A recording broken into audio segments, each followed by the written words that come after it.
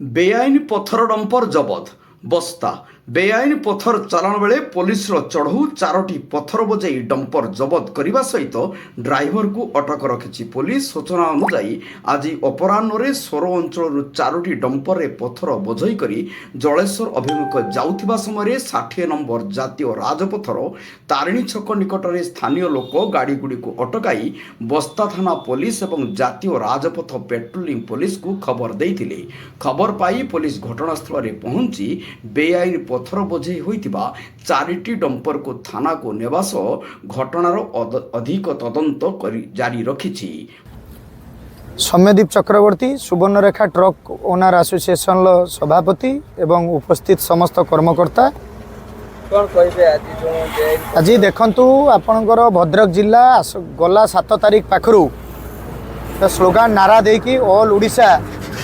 रे जो पेनाल्टी होती से पेनाल्टी को प्रतिवाद करिकी भद्रक एसोसिएशन सी एपटर उत्तर बालेश्वर आपणकर भोगराई कहतु जलेश्वर कहतु बस्ता बालियापाल ये सबू अंचल बालेश्वर रेमुणा गुलेई कहतु मित्रपुर कहतु नीलगिरी अंचल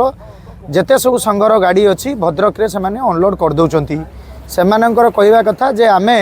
वर्तमान स्ट्राइक रे अच्छु आम अंचल देकी कौन सी माइनर मिनेराल परिवहन करुवा गाड़ी यथा बाली गुड़ी चिप्स बुल्डर परिवहन संपूर्ण बंद रहिबो जेते पर्यंत सरकार आमर दाबी मानि नाहांती ए कथा को मध्य आमे किछि कांशरे समर्थन जणाउछु। ए समर्थन जणाउथला बेले भद्रक रो किछि असाधु व्यक्ति तांको संघ को न मानी आम संघ को न मानी सुदूर चंडीखुल्लु बुल्डर आनी आज आपणकर अमरदा रोड अमरदा थाना अधीनस्थ एटा बुलबुल होटेल ढाबा सामने ये गाड़ी को सबू आम संघ तरफ समस्त कर्मकर्ता डिटेन करथिले एवं मते मध्य फोन आसिला मु आसिक घटनास्थल रे पहुँचली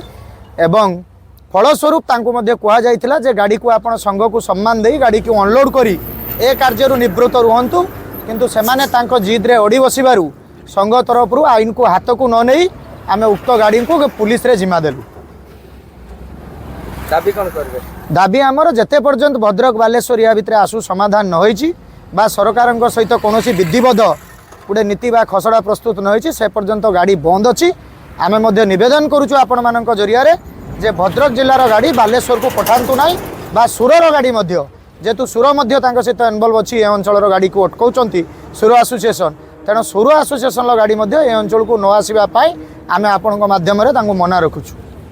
बस्तारू सिरीज महांती रिपोर्ट जनता एक्सप्रेस।